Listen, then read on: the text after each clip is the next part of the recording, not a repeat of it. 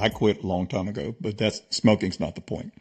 But they were saying, man, I have such a hard time quitting smoking. I quit for a week and everything, man. Then I'm smoking, 30% more cigarettes the next time I get back at it. And I said, what do you think about this idea? How about you and these are born again people that I'm talking to.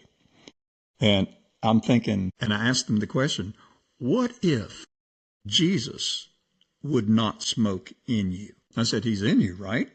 And, well, yeah. I said, how about letting him not smoke in you? And they go, just kind of like, like the RCA dog, kind of. Well, you in that statement, you've altered their perception. Yeah. You gave them an ability and an avenue to look at their plight and their dilemma in a different way. Mm-hmm. Yeah.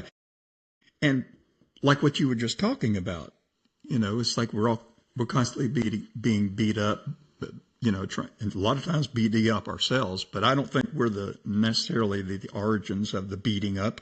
I think the accusers there day and night, telling you that you're not worthy, that you're not good enough and everything like that. He's constantly accused. Well, see what you just did? See that?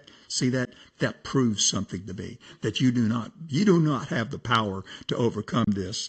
And the thing about it is that we've got the power all the time because the power's living in us. It's just like I told the guys, like, let Jesus not smoke in you. I says, does Jesus smoke? No. Well, let him not smoke in you. And it's kind of like it's hard for them to grasp of their union with him, with Jesus. And that's an absolute reality. And when you slap them in the face with that, then they don't have any answers. All the excuses go out the door. Well, exactly, because they have no excuses anymore. Yeah. But like I said, it alters, because we have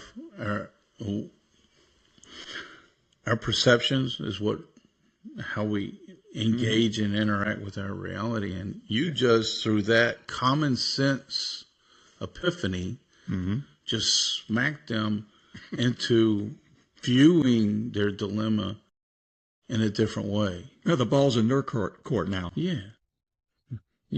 And a lot of times when you're stuck in a rut like that, is you have to alter your perception. Mm-hmm. And when you can alter your perception, just quit looking at it that way because it got you nowhere. Right. Look at it this way. And I think that's part of the denial that Jesus was talking about. We've been talking